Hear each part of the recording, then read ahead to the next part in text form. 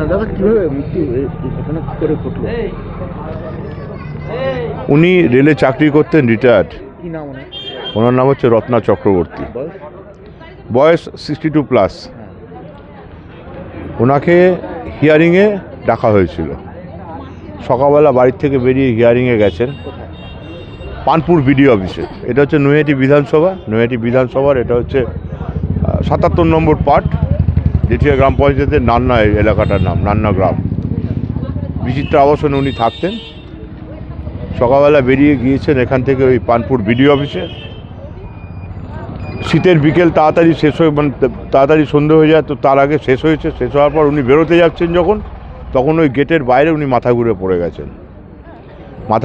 গেছেন। ওখান থেকে লোকজন তাড়াতাড়ি করে ওনাকে নৈহাটি হসপিটালে এনেছেন। নৈহাটি হসপিটালে ডাক্তাররা দেখে রেফার করে দিয়েছে গান্ধীতে। একটা সিভিয়ার হার্ট অ্যাটাক হয়ে গেছিলো। গান্ধীতে যাওয়ার পরে গান্ধীতে উনি এক্সপায়ার করে যাচ্ছেন। ঘটনা যেটা হচ্ছে যে এই এসআইআরের নামে এই যে প্রহসন চলছে, যেটা আর কত মৃত্যু এলে পরে তারপরে দেখা যাবে যে এটা থামবে। আজকে নির্বাচন কমিশন যে কাজটা করছে, সেই কাজটা প্রত্যেকে দেখতে পাচ্ছে যে একটা রেলে চাকরি করতেন উনি, এখানকার নাগরিক উনি, চক্রবর্তী টাইটেল, কোনো মুসলমানও না, কোনো কিছু না, এমন নয় যে উনি বাংলাদেশ থেকে বেড়াটপকে এখানে এসছেন। 96 সাল থেকে উনি রেলে চাকরি করছেন। সেই মানুষটাকে না, এখন রিটায়ার করেছিলেন। সেই জন্যই বলছি তো, পিপিও বইটা জেরক্স আমি দিয়েছিলাম, ওনার ওই ফর্মের সাথে ফিল আপ করা হয়েছিল। তাও ওনাকে কেন্দ্র সরকারের অধীনে চাকরি করতেন, তাকে হিয়ারিংয়ে ডেকেছে। হ্যাঁ, কেন্দ্রীয় সরকারের অধীনে চাকরি করতেন, কথা ছিল যে এদেরকে ডাকা হবে না, তাও ওনাকে ডেকেছিলেন, ওনাকে আর ওর ছেলেকে। ছেলে অসুস্থ ছিলেন, ছেলে হসপিটালে নার্সিংহোমে ভর্তি ছিলেন। সেখান থেকে ছেলের জন্য একটা টেনশন ছিল, ছেলে আজকে যেতে পারেনি। বিএলওকে বলে এক্সট্রা একটা ডেট নেওয়া হয়েছে যে ফিরে এলে পরে সেখান থেকে যাওয়া হবে। সব কিছু নিয়ে একটা টেনশানে ছিলেন। একটা নাতিকে বাড়িতে রেখে গেছে, নাতিকে খুব ভালোবাসতেন, ছোটো নাতি আছে, সেই নাতিকে বাড়িতে রেখে গেছিলেন।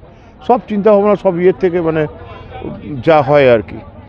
এই সম্প্রতি আপনার জেঠি অঞ্চলে একজন জীবিত সবল ব্যক্তি মৃত বলে ঘোষিত করেছেন সোমেশ্বর কর্মকার জেঠিয়াতে। আর আজকে আবারও সেই একই ঘটনা, কিন্তু ঘটনা সত্য হয়ে গেল একদম। এবং এই যে দাশগুপ্ত, যিনি আমি আনতে পাঠিয়েছি, ওনার হিয়ারিংয়ের নোটিশটা আমি আনতে পাঠিয়েছি। ওনার 91 বছর বয়স, অথর্ব, চলতে পারেন না ভালো করে, তাকেও হিয়ারিংয়ে আজকে তার যাওয়ার কথা ছিল, সে আজকে যেতে পারেনি। ইনি চলে গেছিলেন, আর কি করা যাবে, চলে গেলেন। কি চাইছেন আপনি? কী চাইবো কি, এই যে দেখুন, মানে আমরা তো চাইছি ওর পরিবার থেকে একটা এফআইআর করুক। কারণ এই পরিবারটা এখন এই নির্বাচন কমিশনের বিরুদ্ধে, এই নির্বাচন কমিশনের জন্যই তো আজকে ওনার প্রাণটা চলে গেল। এই যে এসআইআরের নামে হয়রানি করা হচ্ছে, এই হয়রানি সহ্য করতে পারলেন না উনি।